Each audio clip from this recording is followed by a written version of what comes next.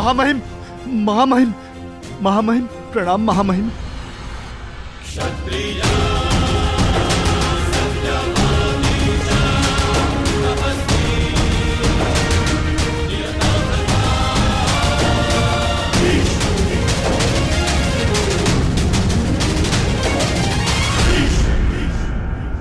मैंने तुम्हें सावधान किया था कर्ण कि एक राजा और योद्धा में अंतर होता है। सर्वोत्तम राजा वो नहीं जो युद्ध के लिए प्रस्तुत हो जाए, वह है जो प्रजा के हित में निर्णय ले और युद्ध को टाल दे। युद्ध टालकर अब तक अंग का कौन सा हित साधा गया है महामहिम? जब परीक्षा की घड़ी हो, प्रजा त्राही त्राही कर रही हो, तो हर राजा का योद्धा बनना आवश्यक होता है। किस परीक्षा की घड़ी की बात कर रहे हो तुम कर्ण?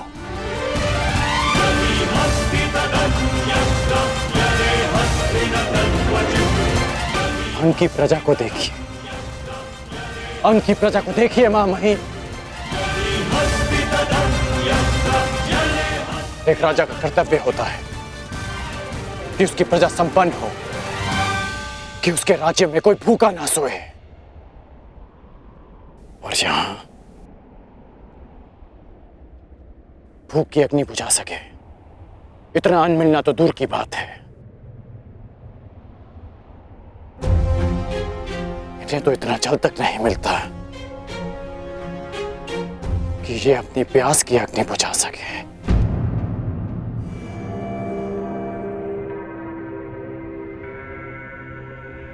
ये एक राजा के लिए परीक्षा की घड़ी नहीं तो क्या है? क्या हस्तिनापुर इतना दूर है कि वहां तक इनकी पीड़ा नहीं पहुंचती? या हस्तिनापुर की आंखें झूठे स्वप्न देखने में इतनी व्यस्त है कि उन्हें अंग के सूखे अश्रु नहीं दिखते? क्या कहीं ऐसा तो नहीं महामहिम कि हस्तिनापुर के गुप्तचरों ने आपको अंधकार में रखा वर्षों तक, या कहें दशकों तक?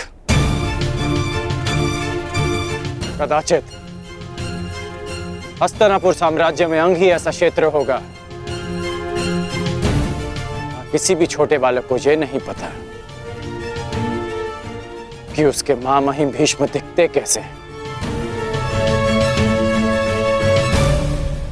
अद्भुत दृश्य। अंग प्रदेश के भूतपूर्व शासक और वर्तमान राजा का यह मिलन देख के तो मेरी आंखें भर गई। महामहिम, यदि आपको संधि के नियम स्मरण हो तो अपने इस मेमने से कहिए कि मेरी दृष्टि से दूर हो जाए। कहीं ऐसा ना हो कि इसका प्रलाप एक सोए हुए सिंह को जगा दे। क्या हुआ अंगराज कर्ण? तुम्हें क्या लगा था कि तुम्हारे ये महामहिम तुम्हारे अपमान के लिए मुझे तुम्हारे समक्ष दंडित करेंगे? ऐसा कुछ नहीं होने वाला महारथी कर्ण। मैंने तुम्हें एक बार चिताया था, 2 बार तुम्हें मैंने सावधान किया था, अब मैं तुम्हें अंतिम बार चेतावनी दे रहा हूं कर्ण। इसी क्षण तुम अंग प्रदेश को छोड़कर वापस चले जाओ, अन्यथा तुम मृत्यु को प्राप्त हो गए। अंग प्रदेश में ना कभी कोई राजा था, ना ही अंग प्रदेश को किसी राजा की आवश्यकता है। मैं बचपन से ही तनिक हटी हूं दानव। महामहिम सैकड़ों बार मुझे समझा चुके हैं। जब उनकी बात नहीं समझ पाया तो तुम्हारी क्या समझूंगा? इसलिए मुझे तुम्हारी अंतिम चेतावनी भी अस्वीकार है। तू ऐसे नहीं मानेगा कर्ण।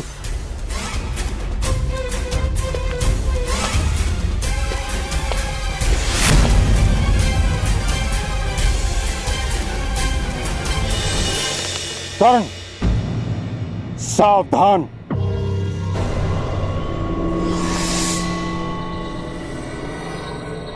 हट जाओ कन्या। मैं स्त्रियों पर अस्त्र नहीं उठाता। जानती हूँ महामहिम, इसीलिए आपके और कर्ण के मध्य खड़ी हूँ। तुम नहीं जानती तुमने कितने बड़े विनाश को आमंत्रण दे दिया है। जो चुनौती को समक्ष देखकर रुक जाए वो कर्ण नहीं महामहिम। आप ही का गुरु भाई है और आप भी जानते हैं कि अब उसे रोक पाना संभव नहीं।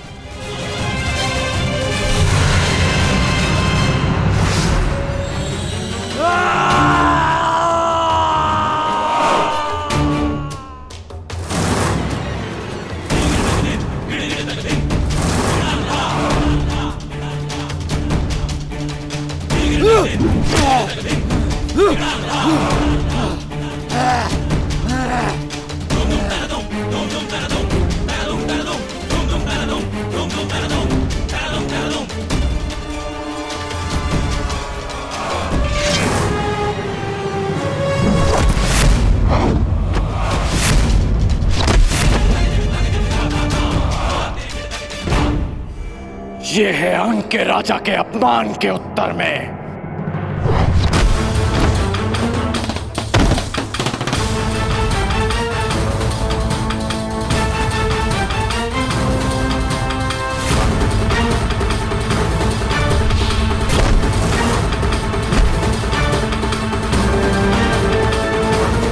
ये है महामहिम भीष्म के अपमान के उत्तर में।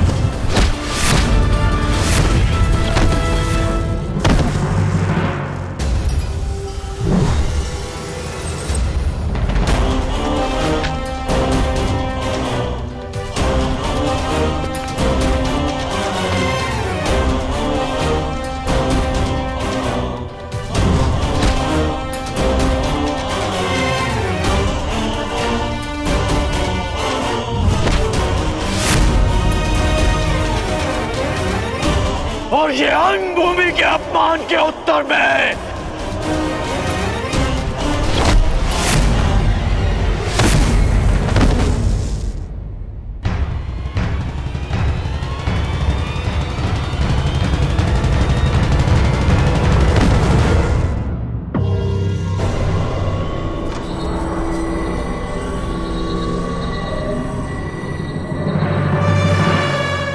अंग की प्रजा से उसके अधिकार छीनने वाले का अंत हुआ। अंग की मानसिक स्वतंत्रता का अंत हुआ।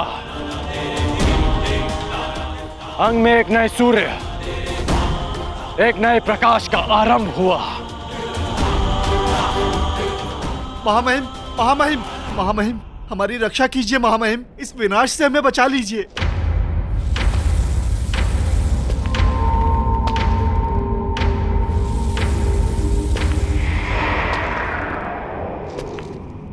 देख रहे हो कर्ण, अपनी प्रजा की आंखों में भय देख रहे हो।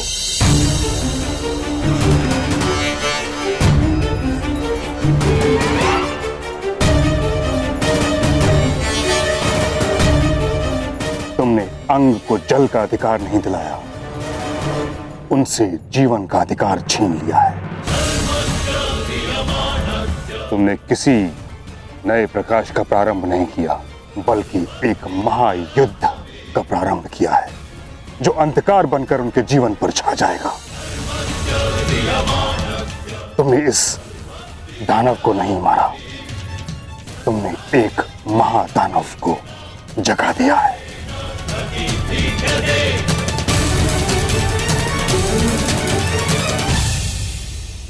तुम्हें क्या लगा भीष्म आंखें बंद करके बैठा था? नहीं कर्ण, ये बांध अंग का जल रोकने के लिए नहीं था, उसका विनाश रोकने के लिए था। तुमने अंग की स्वतंत्रता को नहीं, बल्कि बृहद्रथ पुत्र महाबलशाली जरासंध के त्रास को ललकारा है कर्ण।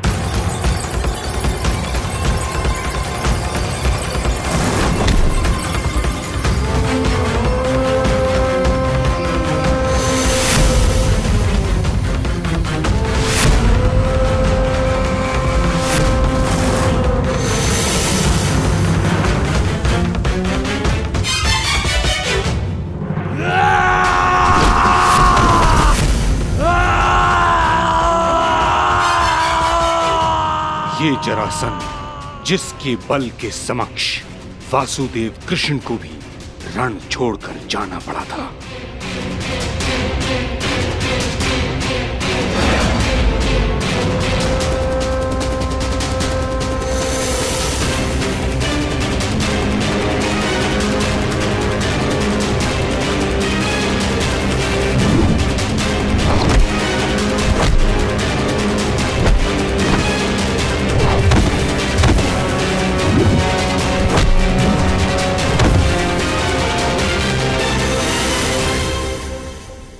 महाराज,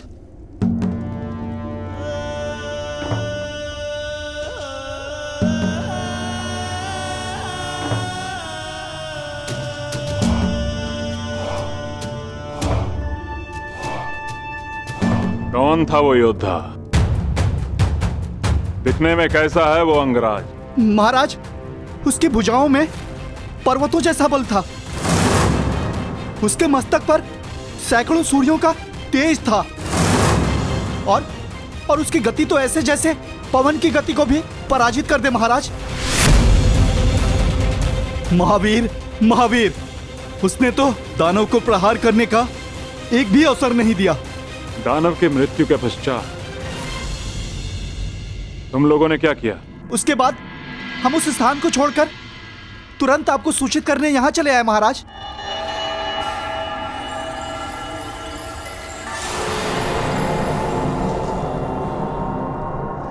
अद्भुत।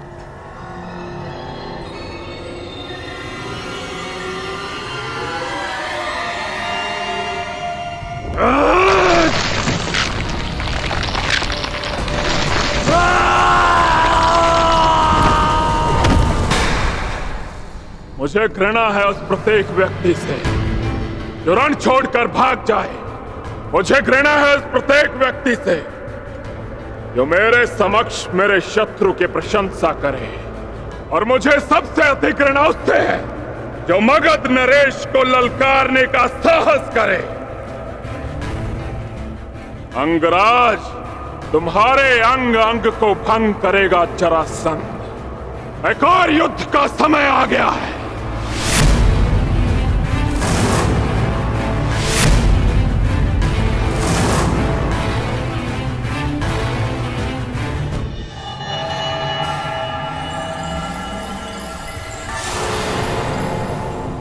समय आ गया है शिष्यों।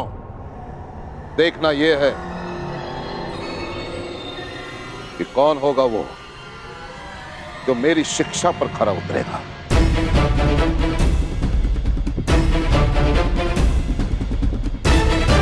कौन होगा वो जो मेरी गुरु दक्षिणा देने में सक्षम होगा। कौन होगा वो जो पांचाल नरेश द्रुपद को परास्त करके बंदी बनाकर मेरे समक्ष लेकर आता है। कौन होगा वो? प्रयाण करो।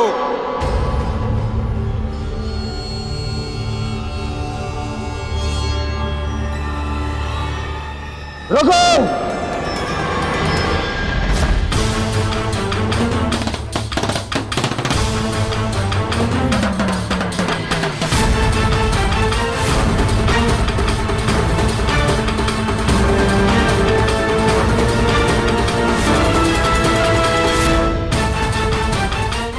क्या हुआ दुर्योधन? गुरुदेव, यदि पांडव और कौरव दोनों साथ साथ गए तो इसका निर्णय कैसे होगा कि सर्वश्रेष्ठ कौन है?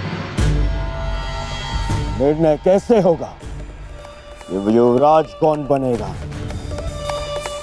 इसीलिए ये मेरा निवेदन है कि पहले हम कौरवों को पांचाल नरेश पर आक्रमण का अवसर दिया जाए।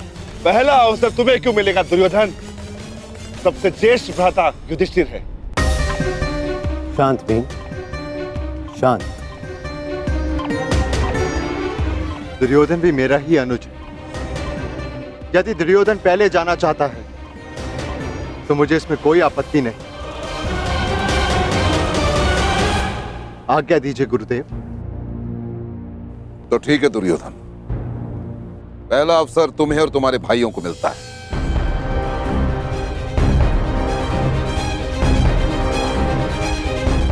प्रयाण करो।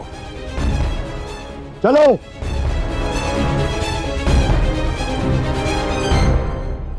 यदि अंग के स्वाभिमान और स्वतंत्रता के लिए ये युद्ध आवश्यक है तो ये युद्ध होगा। जब अंगवासी ही शेष नहीं बचेंगे तो उनकी स्वतंत्रता और स्वाभिमान का कोई मूल्य नहीं रह जाएगा कर्ण।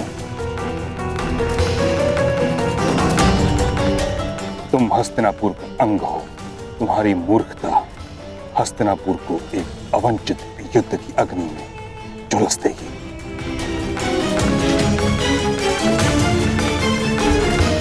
हस्तिनापुर की सुरक्षा के लिए अंग का बलिदान किया गया। ये अनीति क्यों? यही नीति है कर्ण। एक परिवार को सुरक्षित रखने के लिए उसके एक सदस्य का बलिदान दिया जाए तो उचित है। उसी भांति एक ग्राम की सुरक्षा के लिए एक परिवार का बलिदान उचित है। उसी भांति एक प्रदेश के लिए एक ग्राम और एक साम्राज्य के लिए एक प्रदेश का बलिदान हो। यही राजनीति है। मेरी समझ में राजनीति का अर्थ थोड़ा भिन्न है मां महिम। राजनीति का अर्थ है राजा की नीति और अपनी प्रजा की रक्षा करना राजा की सबसे बड़ी नीति होती है। और अपनी प्रजा की दुर्दशा देखकर मौन रह जाना ये राजनीति नहीं अनीति है। और ये राधे कर्ण इस अनीति का साथ कभी नहीं देगा। अर्थात तुम मगध से युद्ध करोगे? हाँ,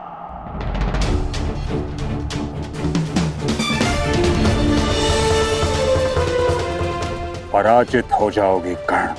नहीं, ये कर्ण विजयी होगा या वीर गति को प्राप्त होगा। पराजय होना तो मेरे विकल्प में ही नहीं।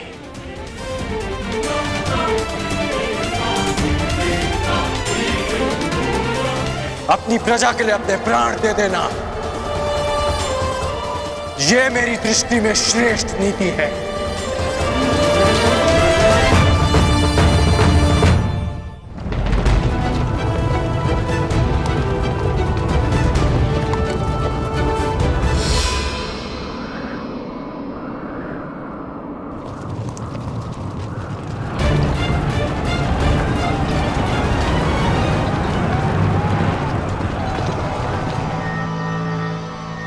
स्वागत है कुरु राजकुमार।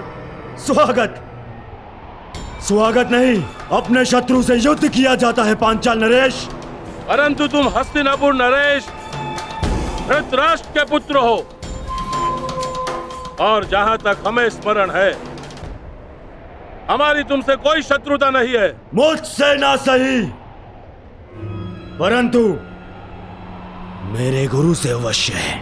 वो ब्राह्मण द्रोणाचार्य स्वयं तो हमारा बाल भी बांका न कर पाया, परंतु अब लगता है तुम्हें अपने बातों के व्यू में उलझाकर तुम्हारे द्वारा अपना प्रतिशोध हमसे लेना चाहते हैं। प्रतिशोध उनका सही, परंतु मेरे लिए ये गुरु दक्षिणा है। ठीक है, यदि तुम युद्ध ही चाहते हो तो हमें कोई आपत्ति नहीं है। आक्रमण!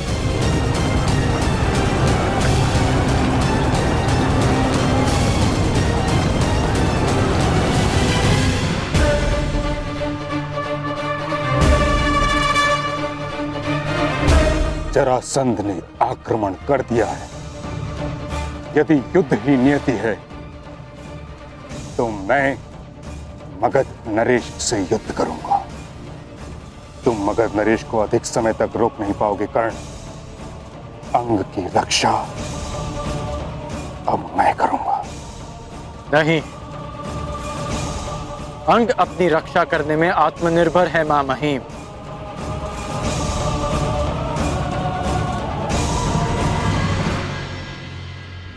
अंगवासी ये युद्ध स्वयं लड़ेंगे।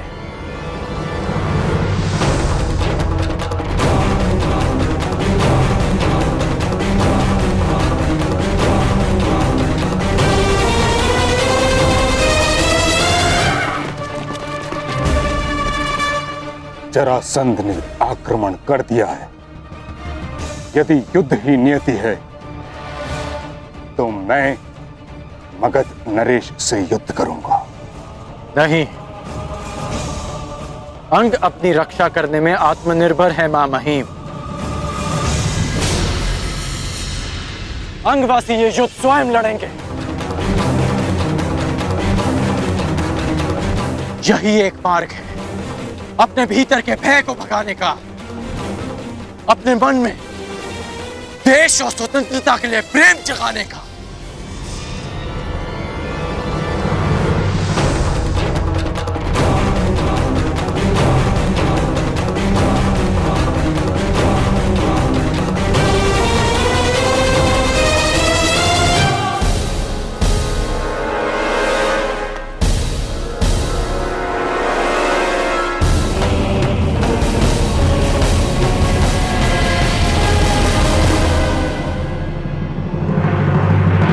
तो ये है वो बालक जिसने मगध नरेश को ललकारा है। मूर्ख गुप्तचर, शत्रु का विवरण भी ठीक से नहीं दे सकते। कहां है वो पर्वतों का बल? कहां है वो तेज?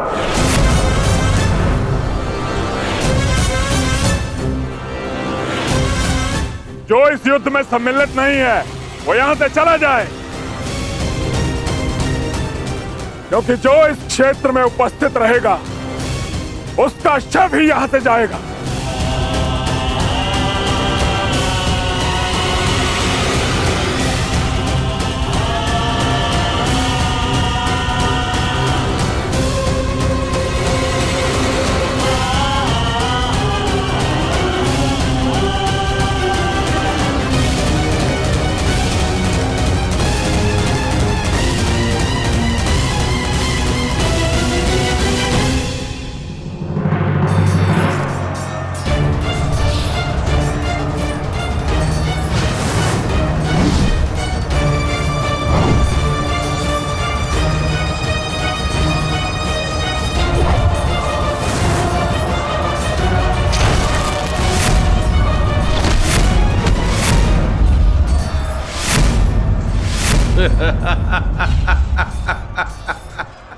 युद्ध कौशल और बल दोनों तुम में है दुर्योधन,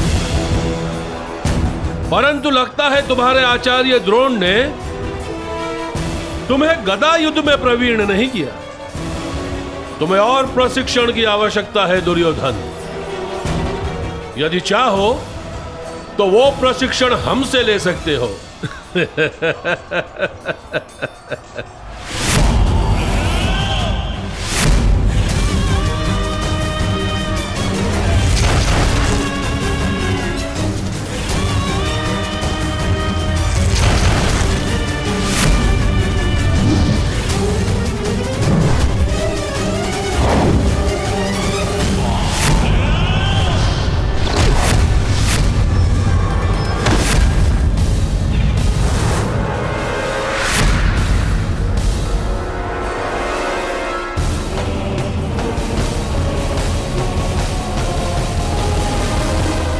यदि तुम हस्तिनापुर के होने वाले सम्राट हो तो हमें हस्तिनापुर के भविष्य पर दया आती है।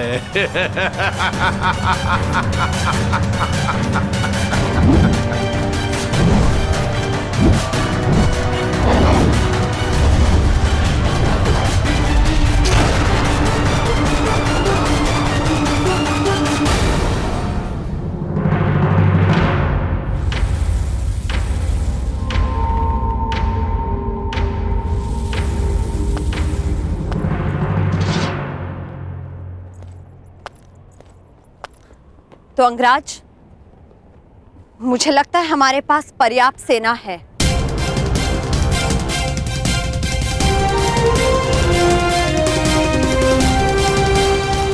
ये मेरा युद्ध है रुशाल। यदि तुम्हें तनिक भी चोट पहुंची तो मैं स्वयं को क्षमा नहीं कर पाऊंगा। अंगराज, आप भूल रहे हैं कि मैं भी अंग की प्रजा हूं और हर परिस्थिति में अपने राजा के साथ हूं।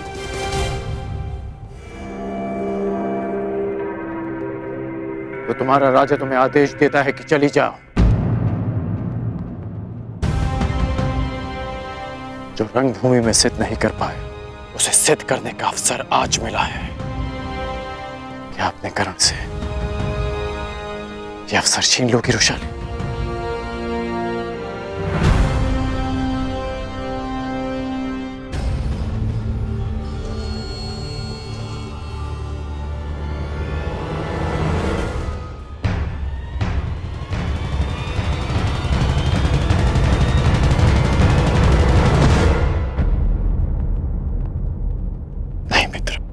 आज आपके हाथ प्रहार नहीं करेंगे, बल्कि आपके नेत्र अपने पुत्र की हत्या का प्रतिकार देखेंगे।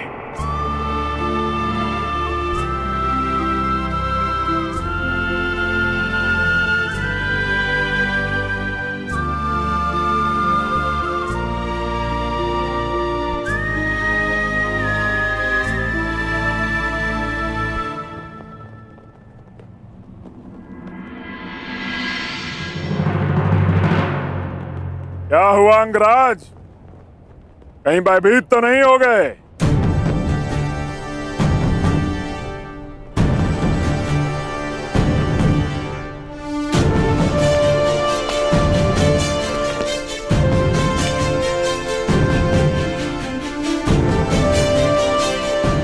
आश्चर्यचकित मत हो कर्ण।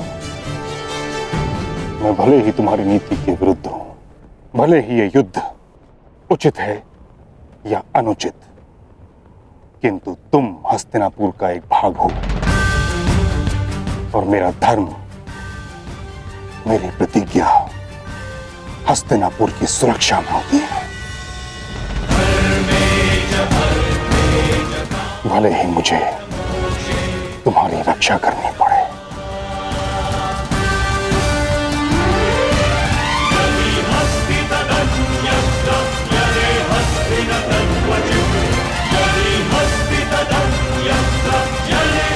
ओ, तो महाबली भीष्म भी प्रत्यंचा चढ़ा रहे हैं। जिस जरासंध ने कृष्ण को भी रणभूमि छोड़ने पर विवश कर दिया था, वो तुम दोनों से क्या डरेगा? प्रतीत होता है कि नियति ने तुम दोनों का अंत एक ही दिन में जरासंध के हाथों लिख दिया।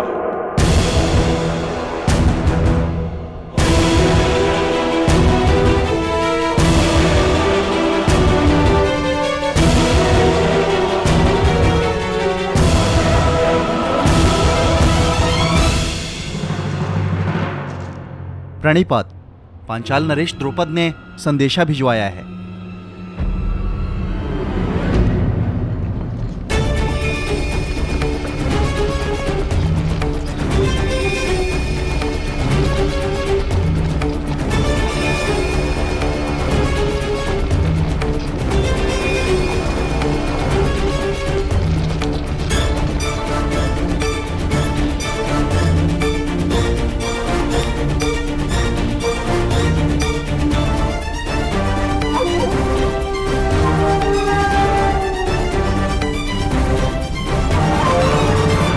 असफल हुए द्रोण। एक ही दिन में दो बार असफल। पहली असफलता पांचाल नरेश द्रुपद की शक्ति को कम आंकना, और दूसरी असफलता अपने इन शिष्यों की क्षमता को अधिक आंकना। दया आती है द्रोण, क्या अपने इन्हीं शिष्यों की क्षमता पर तुम पांचाल नरेश द्रुपद को ललकारने की चेष्टा कर रहे थे? लज्जा आती है द्रोण, तुम्हें अपना सहपाठी कहते हुए। कभी हमने साथ में शिक्षा ग्रहण की थी, अब क्या करोगे? भिक्षा मांगोगे?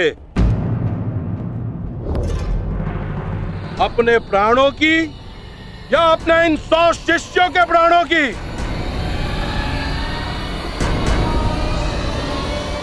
भिक्षा कैसे मांगते हैं ये तो स्मरण होगा ना? या इतने वर्ष राज आश्रम में रहने के पश्चात भिक्षा मांगने में भी असफल रहोगे आचार्य द्रोण?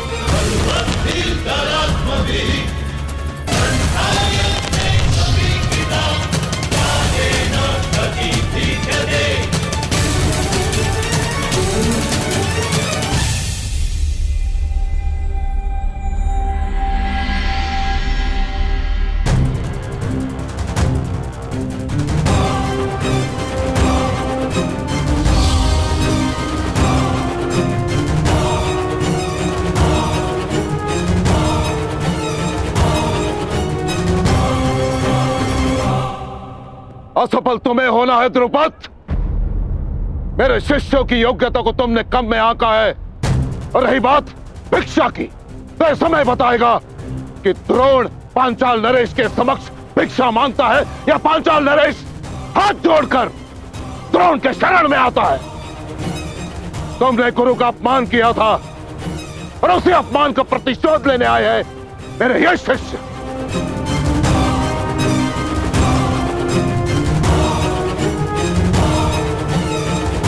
तो तुम्हारे तुनीर में अब भी एक बाण शेष है। एक नहीं द्रुपद, 5।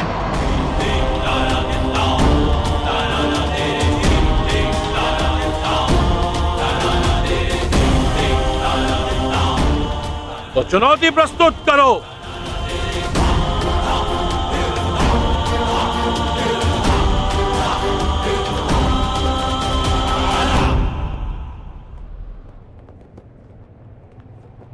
विजय बाबा, मुझे मेरी गुरु दक्षिणा प्रदान करो।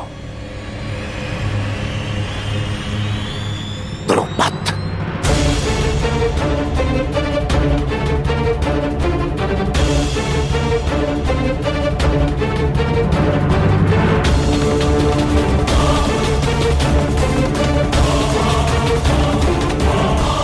आप इस युद्ध में भाग नहीं लेंगे। मूर्खता मत करो कर्ण। यदि मैंने तुम्हारी सहायता नहीं की तो तुम जरासंध के समक्ष एक पल नहीं टिक पाओगे।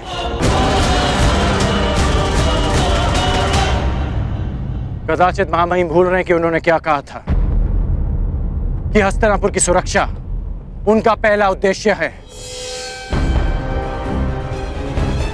आपके धनुष से छूटा एक बाण हस्तिनापुर को महायुद्ध की अग्नि में झुलसा देगा। इसलिए आप इस युद्ध में सम्मिलित नहीं हो सकते।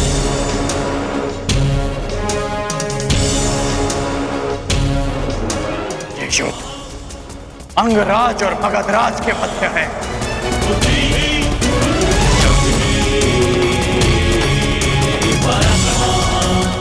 अंगराज कर्ण युद्ध के लिए प्रस्तुत है मगधराज।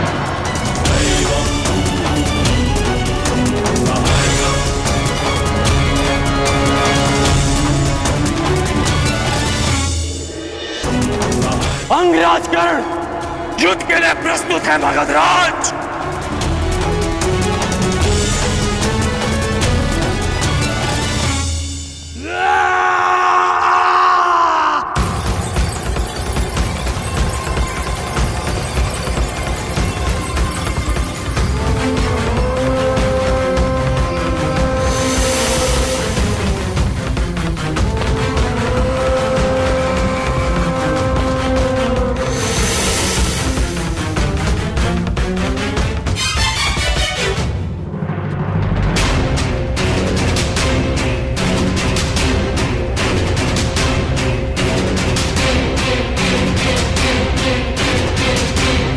युद्ध के लिए अपना शस्त्र चुन लो अंगराज।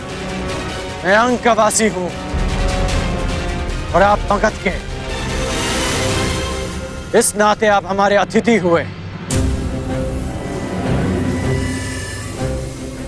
इसलिए मैं आपको अवसर देता कि जिस विद्या में आप निपुण हैं उसका प्रयोग आप कर सकते हैं। तुम्हारी दृष्टि में मैं अतिथि हूं, किंतु मेरी दृष्टि में तुम शत्रु होकर,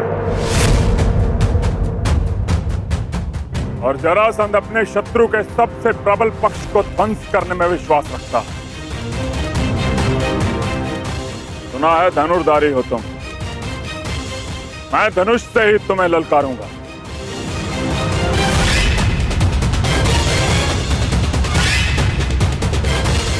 कैसी आपकी इच्छा।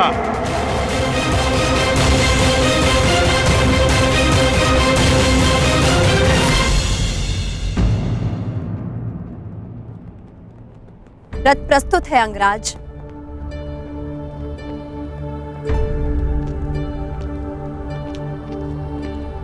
भीष्म, ललकारा अंगराज ने है, किंतु संधि हस्तिनापुर ने भंग की है। इसलिए यद्यपि हस्तिनापुर युद्ध में सम्मिलित नहीं है, किंतु युद्ध की विभीषिका उसे झेलनी होगी। जरासंध का क्रोध केवल कर्ण के अंत से शांत होने वाला नहीं है, इसकी आंच हस्तिनापुर तक अवश्य पहुंचेगी। इस युद्ध से पूर्व दो बातें जानना तुम्हारे लिए आवश्यक है मगध नरेश। प्रथम, हस्तिनापुर के शांति प्रयास को उसकी निर्बलता मत समझना, और मेरे मौन को मेरी दुर्बलता मत समझना। हस्तिनापुर की भीति और भीष्म के बाणों का बल अब भी वही है। दूसरी बात, यदि भीष्म ने तुम्हारा बल देखा है तो कर्ण का कौशल भी। इस योद्धा को बालक समझना तुम्हारे जीवन की बहुत बड़ी भूल सिद्ध होगी। कदाचित यह युद्ध तुम्हारी प्रथम पराजय लेकर आए, या कदाचित तुम्हारे लिए दुर्गम विजय पथ।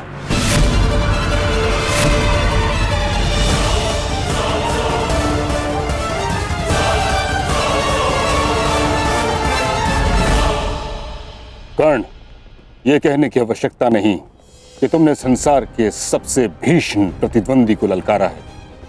युद्ध क्षेत्र के पास अंग की प्रजा भी है।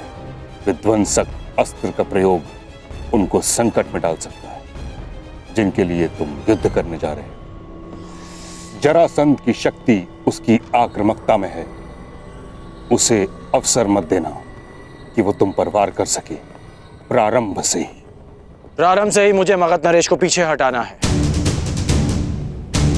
पहले उनकी युद्ध नीति को समझना है और फिर उसे चूर चूर करना है।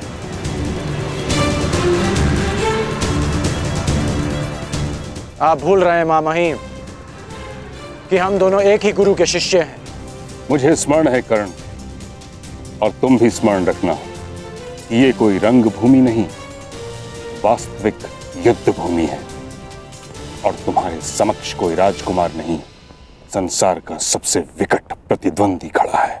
मेरा लक्ष्य केवल परिवर्तन है मां महिम।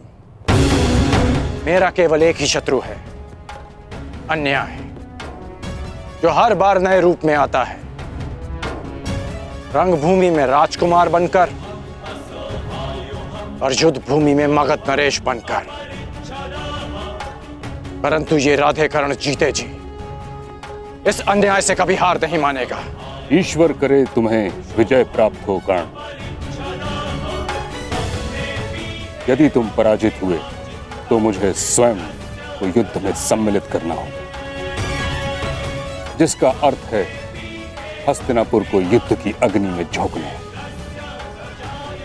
तुम्हारे मित्र दुर्योधन ने तुम पर विश्वास किया है, उसकी परीक्षा में खरे उतरना है तुम्हें कर्ण।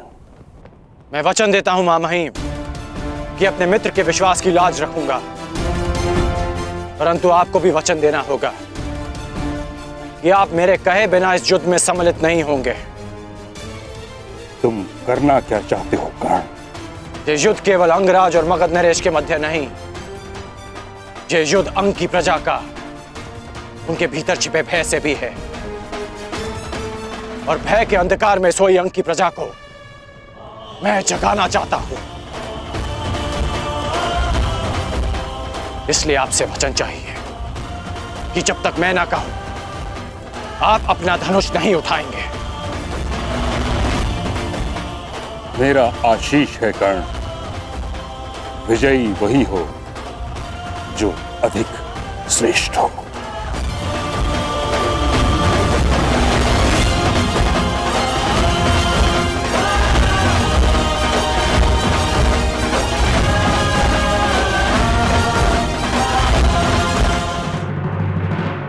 ये युद्ध केवल अंगराज और मगध नरेश के मध्य नहीं, ये युद्ध अंग की प्रजा का उनके भीतर छिपे भय से भी है। और भय के अंधकार में सोई अंग की प्रजा को मैं जगाना चाहता हूं।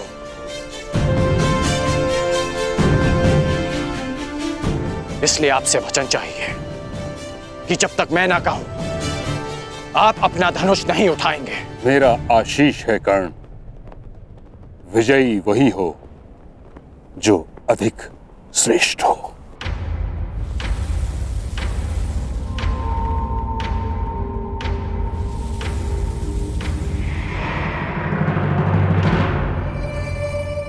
पांचाल नरेश, प्रणाम स्वीकार करें।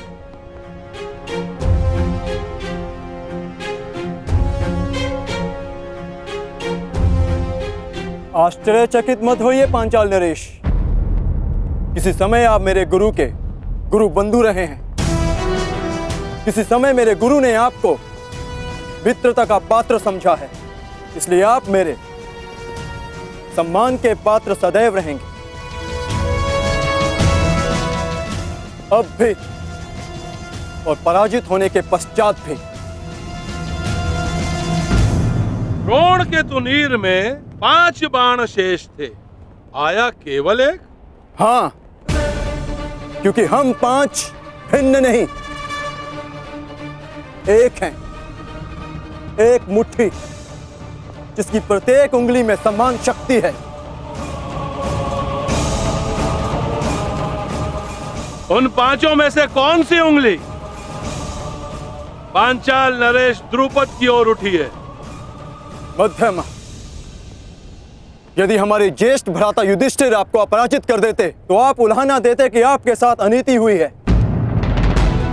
और यदि सबसे कनिष्ठ सहदेव आपको पराजित कर देता तो हमारे गुरु के गुरु बंधु का घोर अपमान हो जाता। इसलिए हम 5 में से मध्य क्रम का पुत्र आपको युद्ध की चुनौती देता है।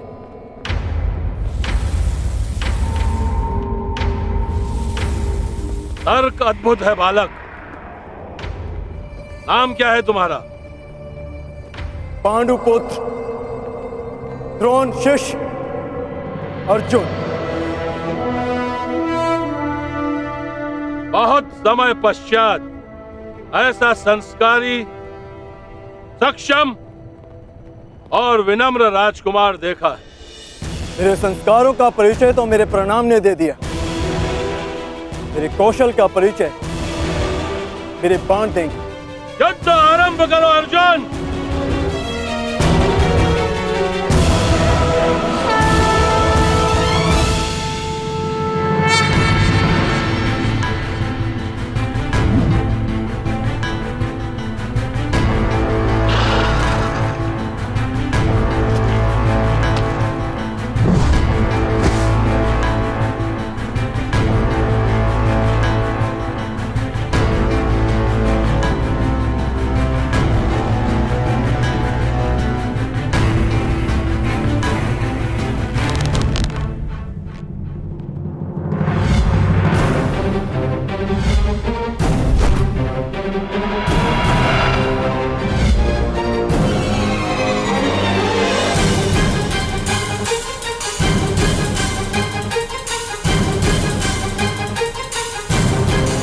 बस एक महाअस्त्र और इस बालक की ललकार के साथ साथ अंग की हर आशा भी समाप्त।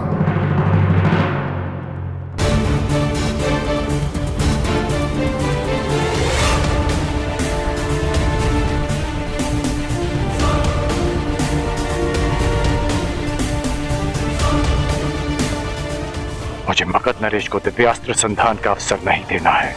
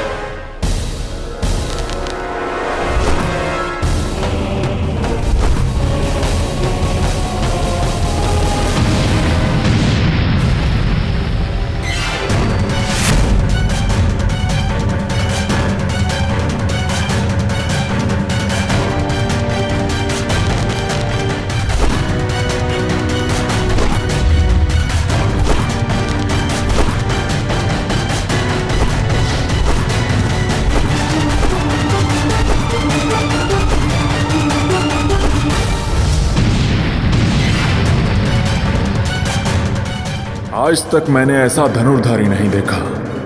निश्चित रूप से इसकी गति पवन को भी पराजित कर दे।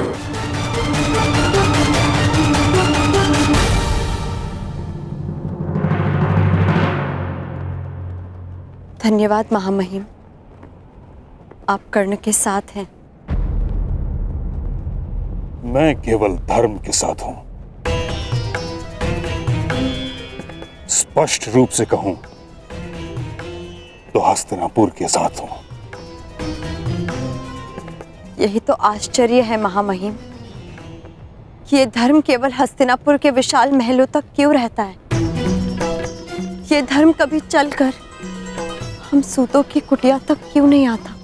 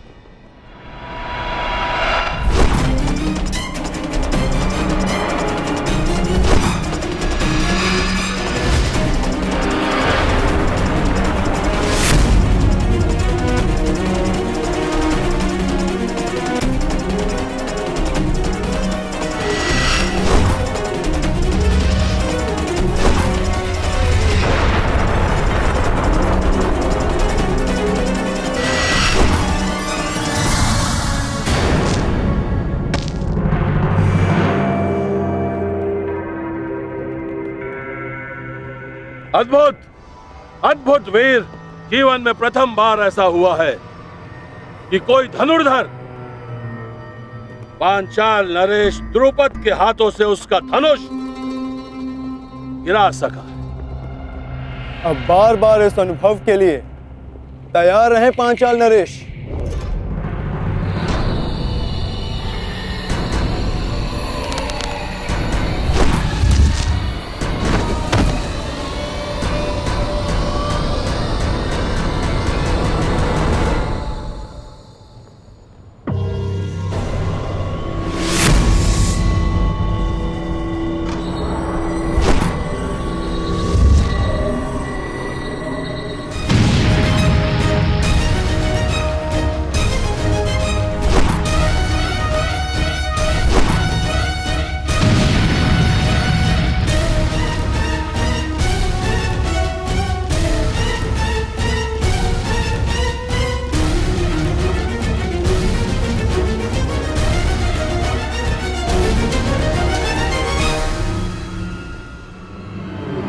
देखो देखो, ये सच्चे अर्थों में हमारा राजा है।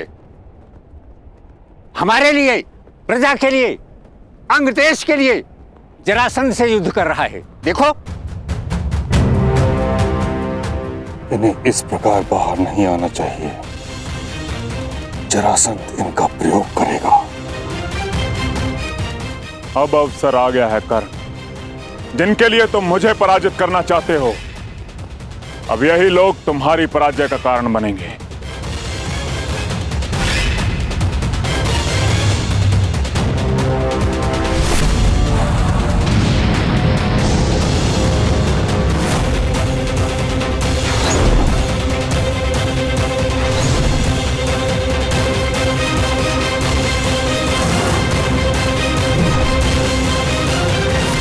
सहस्त्र बाणास्त्र।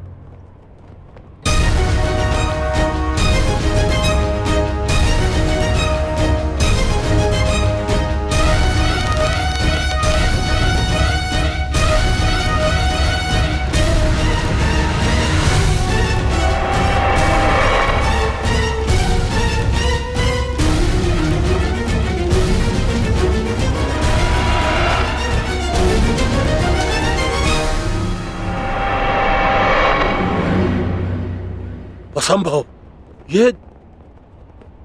ये तो नागपाश, नागपाश है ये द्रुपद।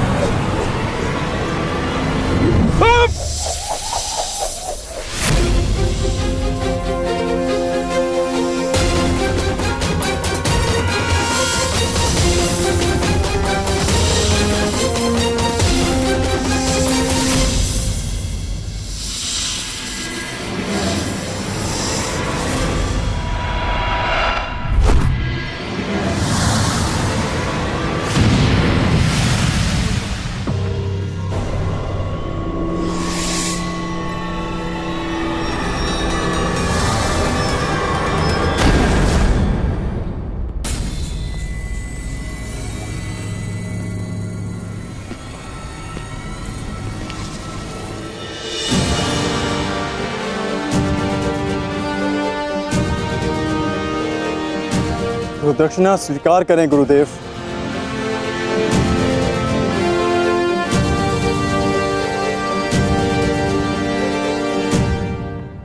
अश्वत्थामा को संदेश भिजवाया जाए। शीघ्र अतिशीघ्र उसका राज अभिषेक होगा, वो भी इस स्थान पर।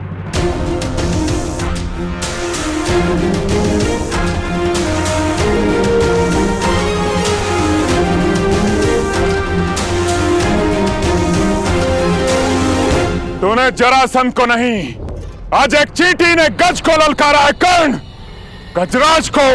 तो आज सिद्ध हो जाएगा कि यदि एक चींटी भी अन्याय के प्रतिकार पर उतर आए तो वो एक गज को भी पराजित कर सकती है। जरासंध आक्रामक हो रहा है, अवसर मिलते ही दिव्यास्त्र संधान करेगा। कर्ण, अपनी पूरी शक्ति लगा दो। एक बार जरासंध के क्रोध का ज्वर उठा तो उसका सामना नहीं कर पाओगे तुम। बहुत हुआ अंगराज, बहुत देख लिया बच्चे का खेल। अब तुम्हारा खेल मैं समाप्त कर दूंगा।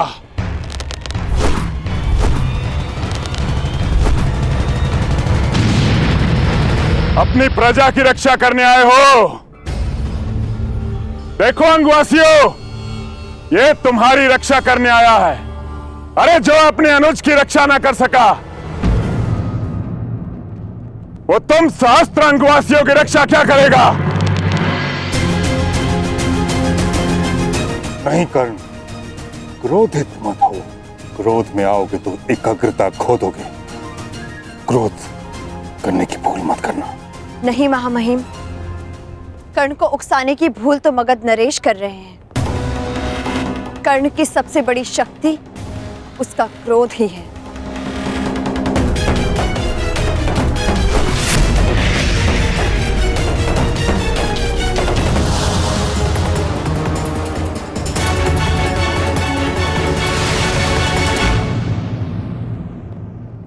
क्रोध, अशांति, पीड़ा ध्यान केंद्र में सबसे बड़ी बाधा है। अपने क्रोध को, अपनी अशांति को, अपनी पीड़ा को शस्त्र बनाकर इसका उपयोग करो। कर्ण, उपयोग करो।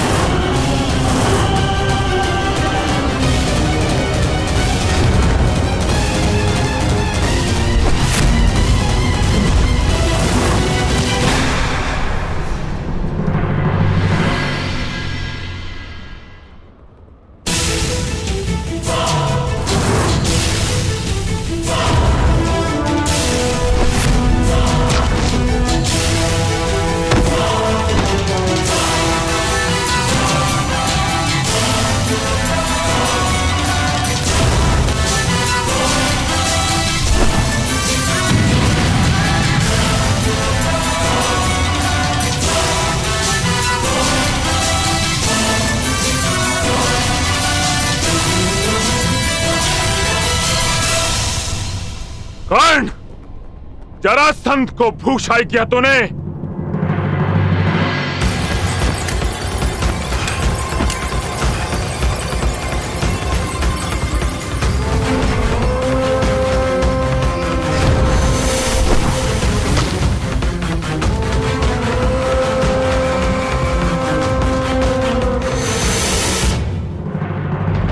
बस इतना ही बल है तुम्हारे बाणों में कर्ण। क्या तुम्हारे पास कोई ऐसा बाण नहीं है जो जरासंध का वक्ष भेद सके?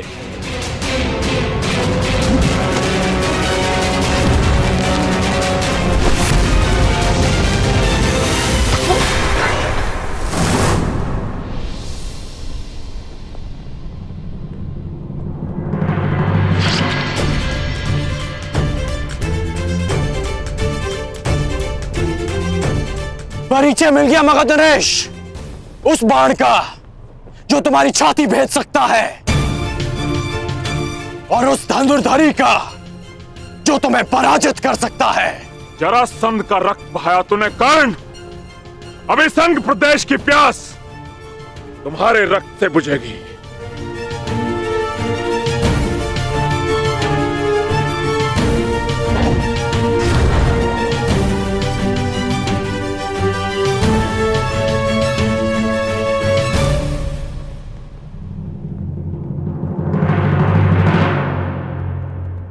आपकी इच्छा आज अधूरी रह जाएगी मगध नरेश। सूर्यास्त हुआ, इसलिए नियम अनुसार आज का युद्ध यहीं संपन्न होता है। घायल सिंह किसी नियम को नहीं मानता कर्ण।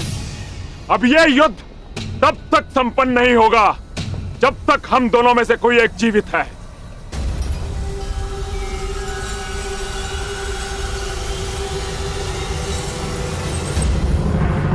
अब बाहुबल का परिचय दो कर्ण। इस युद्ध में विजय का अर्थ जीवन होगा और पराजय का अर्थ मृत्यु।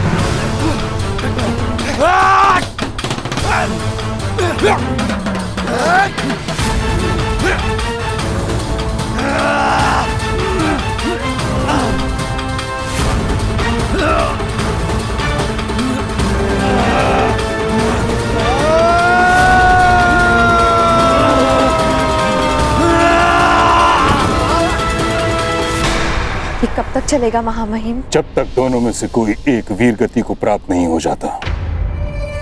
या फिर अपनी पराजय स्वीकार नहीं कर लेता।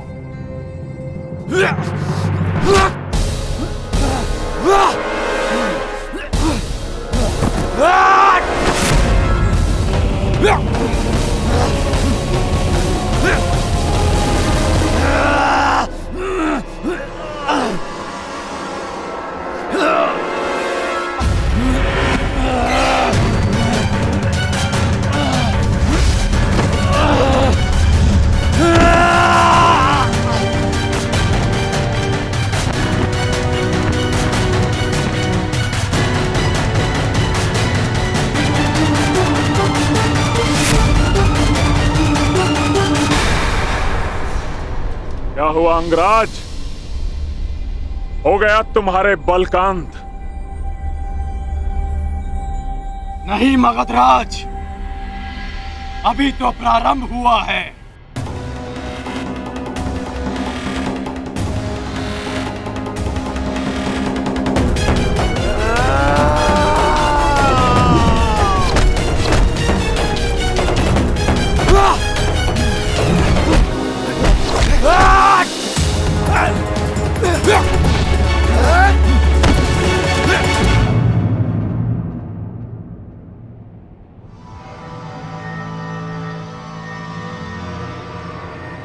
बस हो गई समाप्त तुम्हारी चुनौती।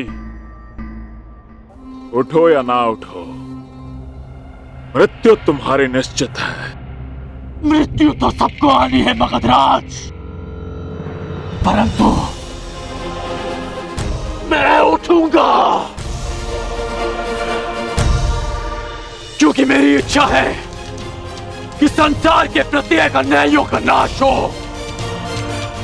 जरासंध देखना कि दलितों के उठने का युग आ गया है और उनके जागने का समय आ गया है।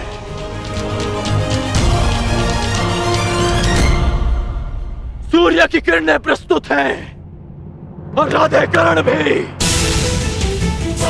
आगे बढ़ो।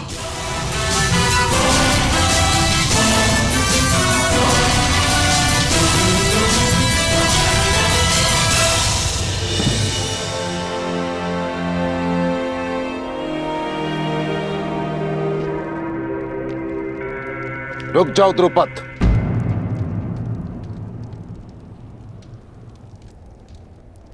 कहां जा रहे हो? अभी भी हमारे बीच बहुत कुछ शेष है। पांचाल पर तो विजय प्राप्त कर चुके हो द्रोण, अब क्या शेष है?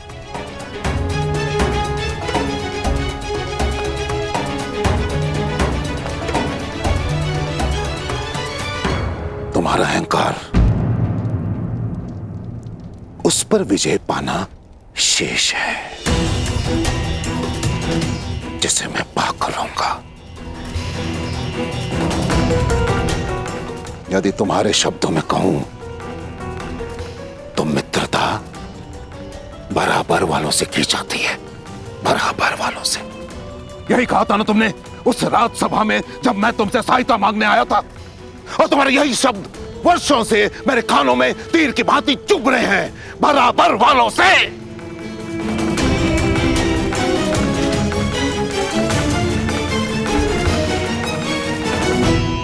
तो समय का चक्र देखो, आज तुम कहां और मैं कहां।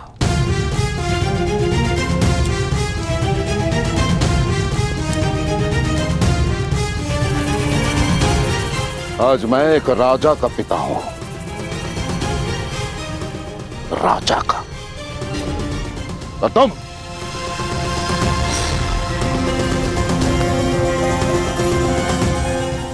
कुछ भी नहीं द्रुपद।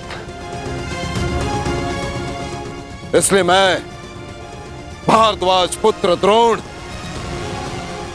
हस्तिनापुर राजगुरु द्रोण, पांचाल का आधा राज्य द्रुपद को दान में देता हूं। उस द्रुपद को जिसे मैंने कभी अपना मित्र माना था।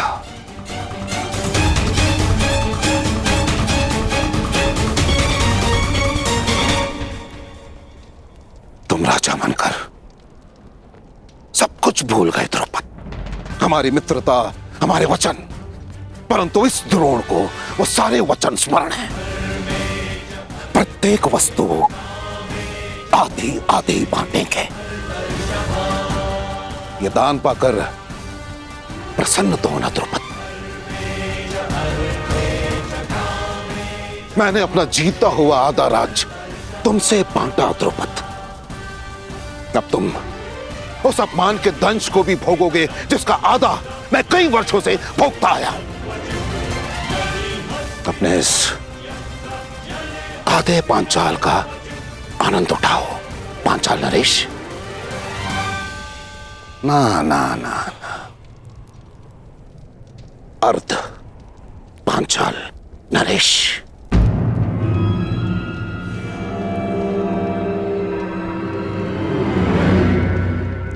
बोलो हस्तिनापुर की, हस्तिनापुर की, हस्तिनापुर की, हस्तिनापुर की, हस्तिनापुर की। तुम्हारे मुख से ध्वनि क्यों नहीं निकल रही अर्ध पांचाल नरेश? याद है ना तुम्हें, जिससे दान प्राप्त होता है उसकी जय की जाती है। याद है ना?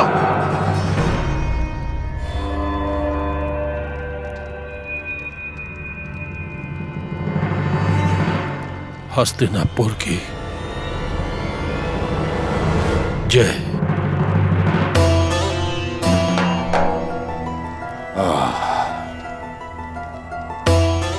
उत्तम, अति उत्तम।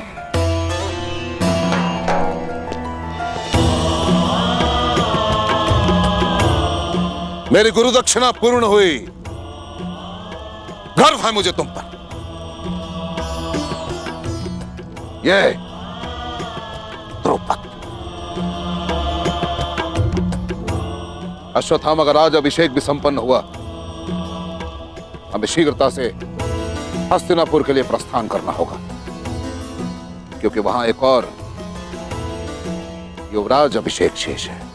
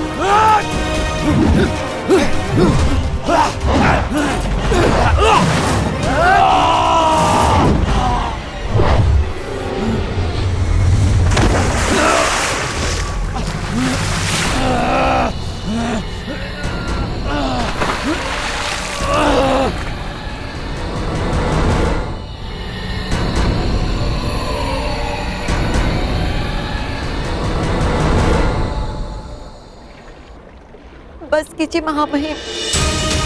अब कब तक यूं देखते रहेंगे? देखिए महामहिम कर्ण किस तरह लहूलुहान है।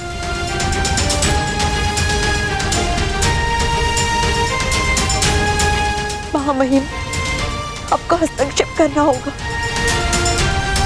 आपको ये युद्ध रोकना होगा। महामहिम, रक्षा कीजिए कर्ण की।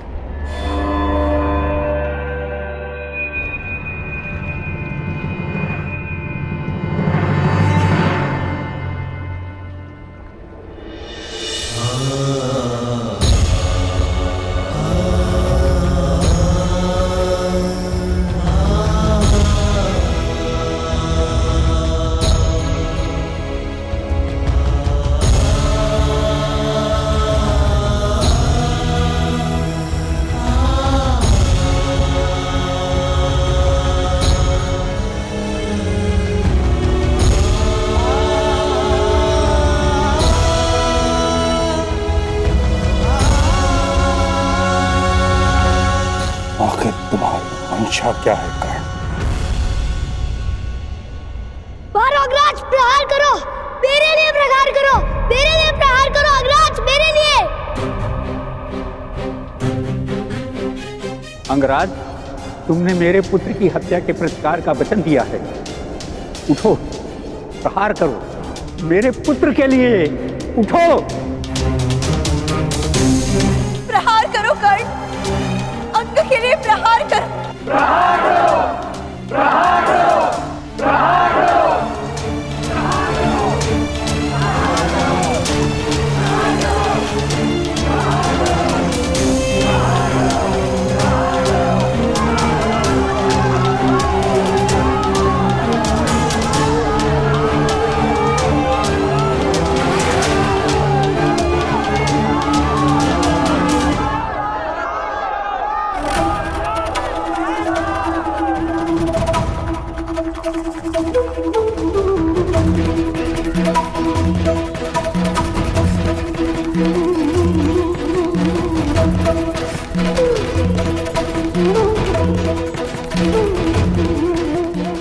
मैं अपना पहला युद्ध जीत गया मगधनरेश।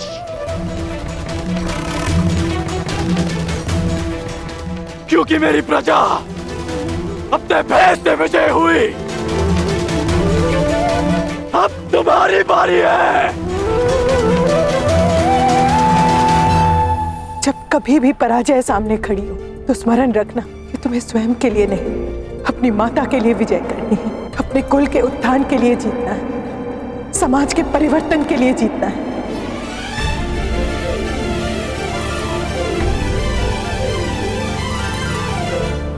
मेरा सपना मुझसे छीन लिया गया। अब युधिष्ठिर युवराज बनेगा।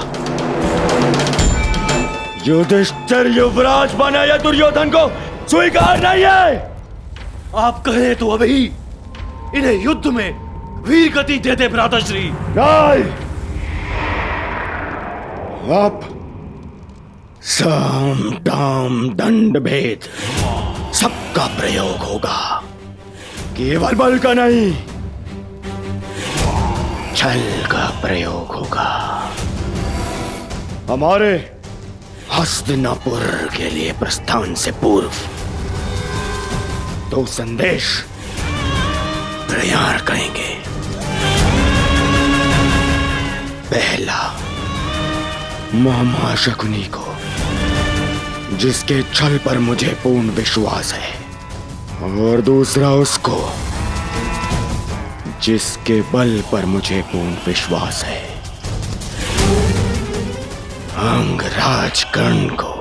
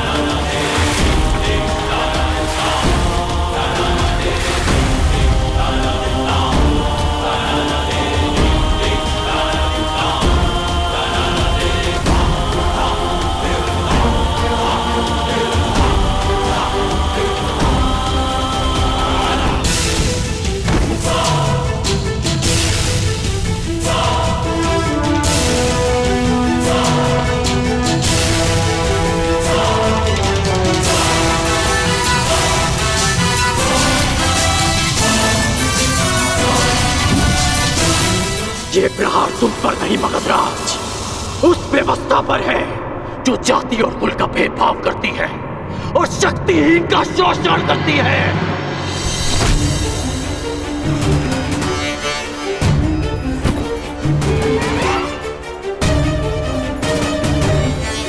ये प्रहार उस अन्याय पर है जो एक वीर को धनुष उठाने की अनुमति नहीं देती, क्योंकि वो एक सूत पुत्र है।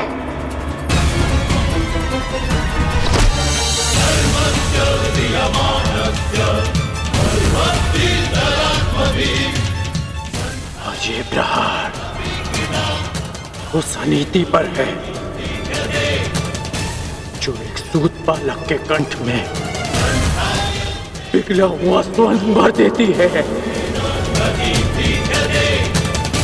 क्योंकि उसने वेद पाठ करने का साहस किया।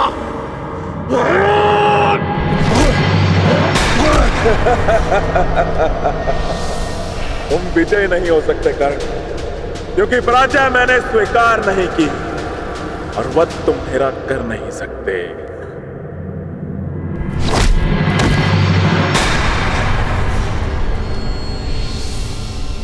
महाबलियों का सबसे बड़ा दुर्भाग्य होता है कि उनकी दुर्बलता सबको ज्ञात होती है। मैं जानता हूं आप जरासंध हैं। जरा ने आपके शरीर की संधि की है, इसलिए आपको मारा नहीं जा सकता, बस चीरा जा सकता है।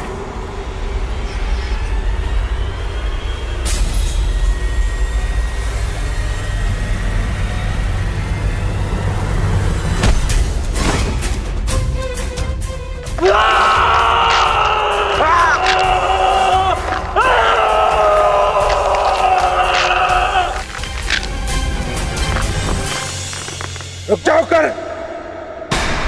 रुक जाओ। मैं पराजय स्वीकार करता हूं।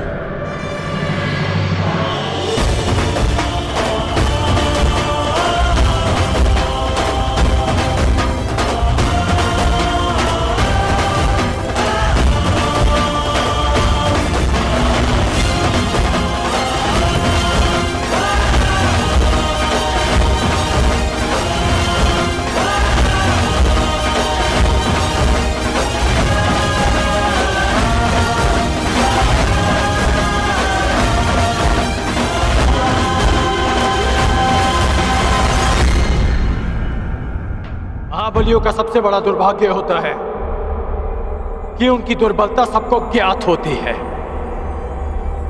मैं जानता हूं आप जरासंध हैं।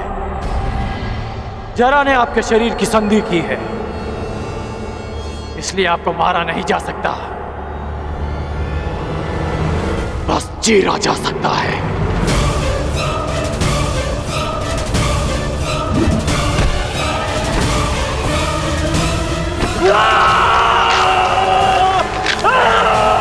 रुक जाओ कर, मैं पराजय स्वीकार करता हूं।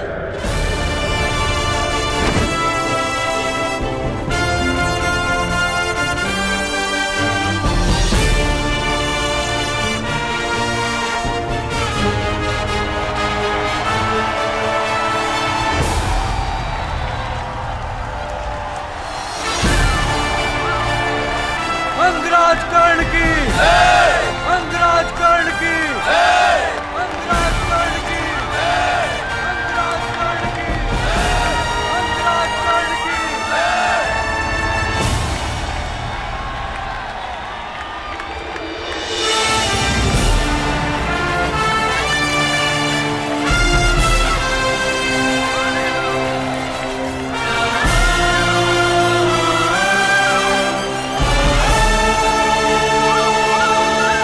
हमारे राजा कंड की, हमारे राजा कंड की, हमारे राजा कंड की, हमारे राजा कंड की, हमारे राजा कंड की, हमारे राजा कंड की।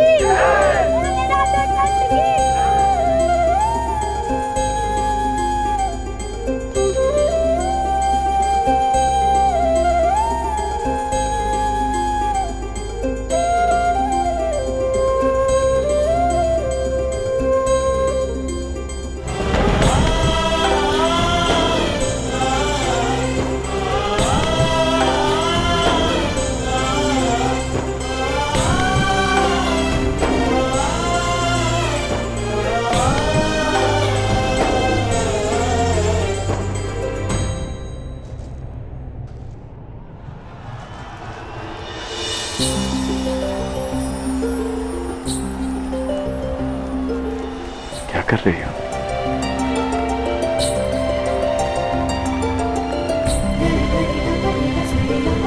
बस जांच रही हूँ कि जिसे अंक का मुकुट पहनाया जाएगा उसका मुख मेरे कर्ण से मिलता है ना, कहीं उसके मुख पर घाव तो नहीं लगे।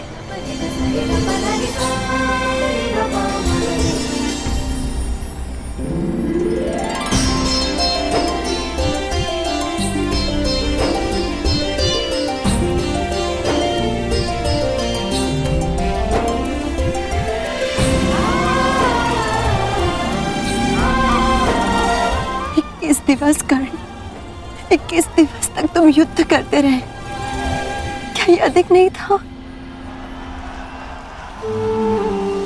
अपने चारों ओर देखो रुशाली, अंगवासियों के मुख पर कितनी प्रसन्नता है आज।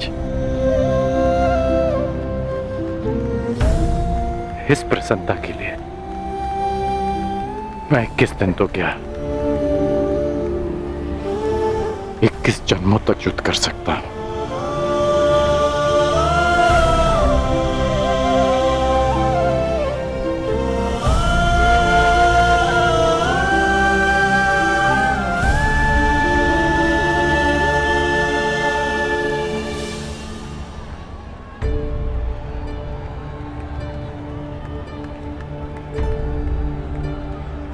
तुमने अच्छा प्रदर्शन किया कर्ण, क्योंकि मुझे अच्छा प्रशिक्षण मिला।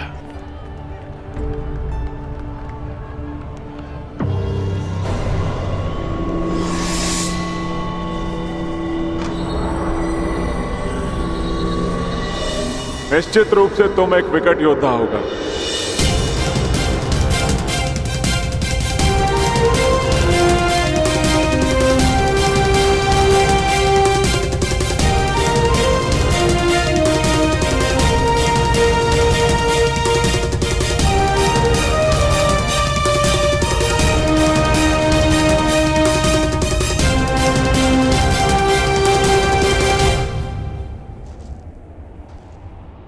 अपने जीवन में तुम जैसे शूरवीर और हठी योद्धा से मेरा आज तक सामना नहीं हुआ, और तुम जैसे योद्धा के हाथों पराजित होना अपमान का नहीं अपितु गर्व का विषय है।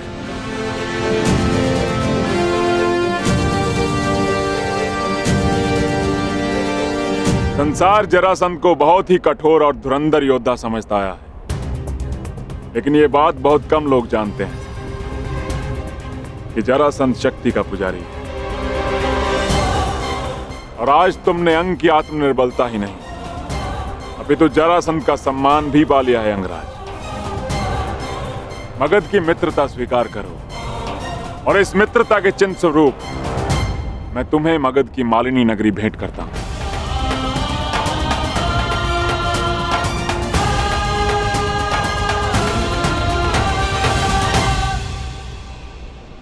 मैं ये स्वीकार नहीं कर सकता मगधराज।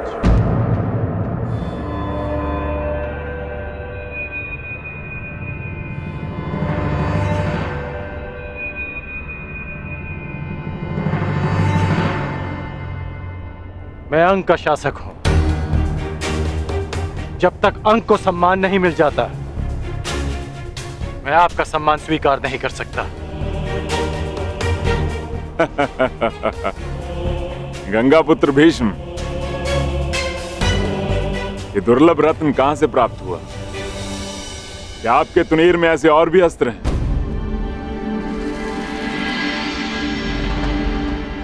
कहिए अंगराज, मैं क्या अर्पण करूं आपको? अंगवासियों को जीवन का अधिकार। मैं चाहता हूं कि उस बांध को तोड़ दिया जाए जो अंग की समृद्धि को रोक रहा है। अंगराज, ये बांध केवल अंग की समृद्धि का स्रोत नहीं है। यदि इस बांध को तोड़ दिया गया तो मगध अपने एक बड़े संसाधन से हाथ धो बैठेगा।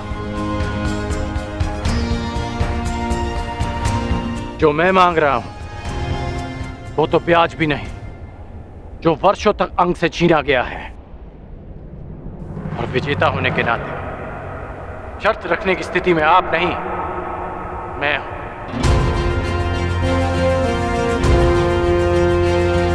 21 धनुर्विद्या के साथ साथ कूटनीति में भी कुशल हो तुम अंगराज।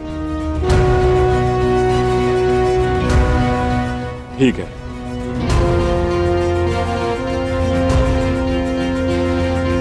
परंतु इस मांग के बदले मेरी भी एक मांग है कि मुझे जब भी तुम्हारी सहायता की आवश्यकता पड़ी, तुम एक बार मेरी सहायता करने अवश्य आओ।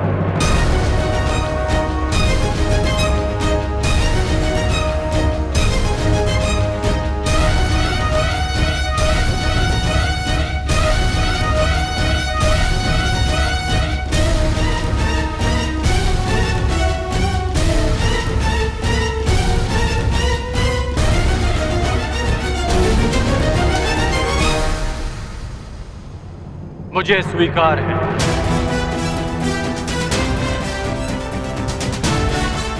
तो वचन दिया मित्र, तुम एक बार मेरी सहायता के लिए आओगे और ये जरासंध हर बार तुम्हारी सहायता के लिए प्रस्तुत होगा। तो आप ये बांध कब तोड़ेंगे आप? इस बांध को गिराने के लिए तुम्हारा केवल एक ही बाण पर्याप्त होगा अंगराज।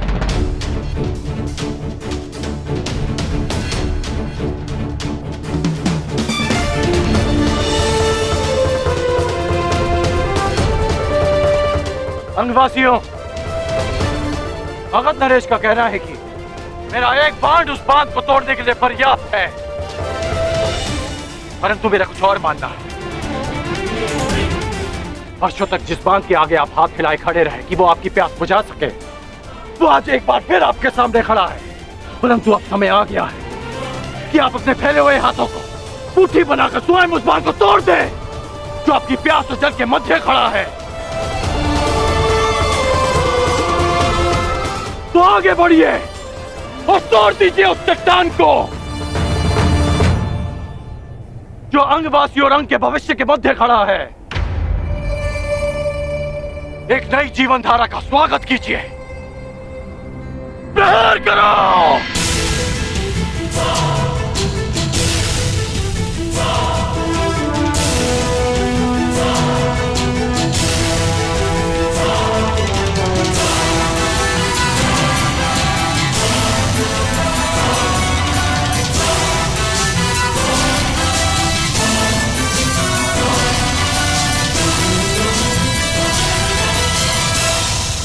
मैंने अपना अनुज और आपने अपना पुत्र खोया, और उस समय हम दोनों असहाय खड़े थे। हम बीते हुए कल को तो नहीं बदल सकते, परंतु जो कल आने वाला है वो हमारे हाथ में है। शोन की मृत्यु का प्रतिकार करने के कई अवसर मिलेंगे मुझे, परंतु ये अवसर आपका है।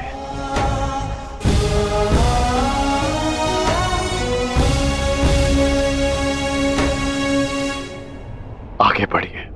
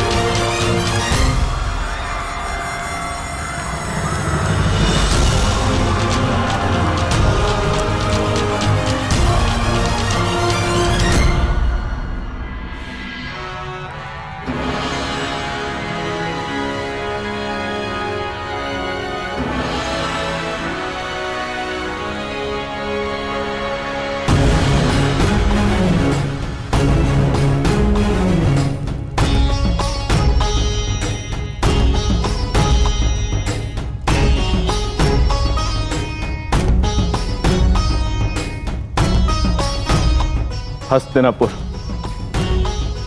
अपने युवराज का स्वागत करता है युधिष्ठिर।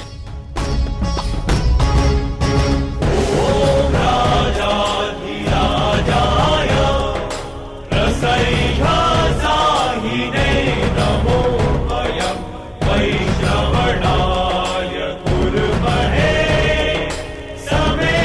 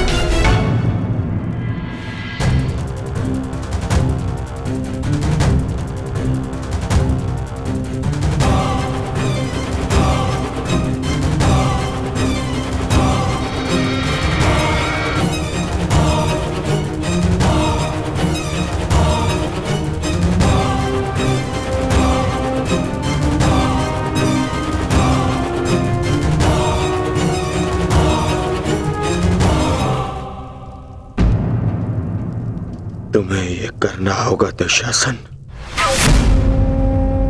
नहीं भ्राताश्री, ये मुझसे नहीं होगा। ये मेरा आदेश है, प्रहार करो मुझ पे।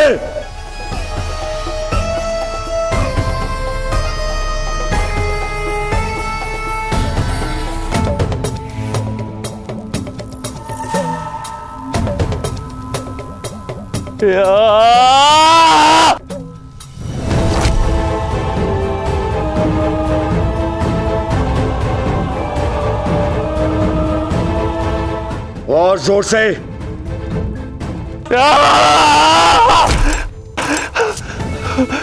यहां ना आई, यहां मारो मेरे मुख पे।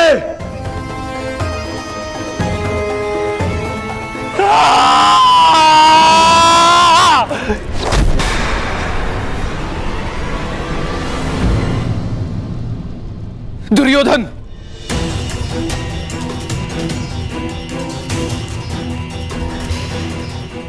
ये क्या कर रहे हो पुत्र?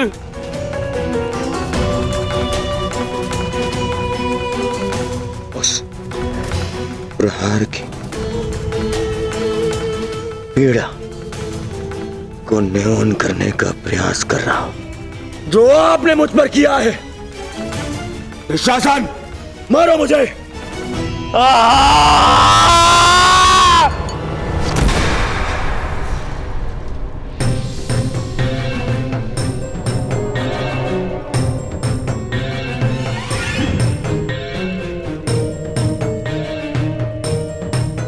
अपने पिता को कष्ट मत दो पुत्र, कष्ट मत दो। मैं तुम्हारी पीड़ा सह नहीं सकता। बोलो पुत्र, क्या चाहिए तुम्हें? क्या चाहिए? क्या चाहिए मुझे? मुझे जो चाहिए था वो तो आपने उस युधिष्ठिर को दे दिया पिताजी। उस युधिष्ठिर को!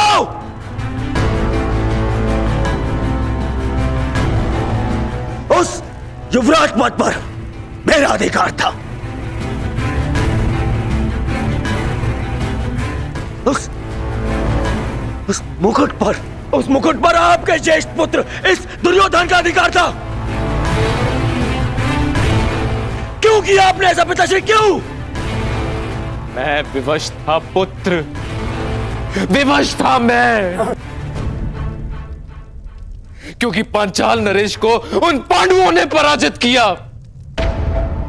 परंतु तुम व्यथित क्यों हो पुत्र? युधिष्ठिर अभी केवल युवराज बना है, सम्राट नहीं। और एक युवराज को कभी भी, कहीं भी, किसी के भी आक्रमण का उत्तर देना पड़ सकता है पुत्र। युधिष्ठिर को युद्ध में मैं भेजूंगा, मैं। और युद्ध में प्राण तो किसी के भी जा सकते हैं ना पुत्र।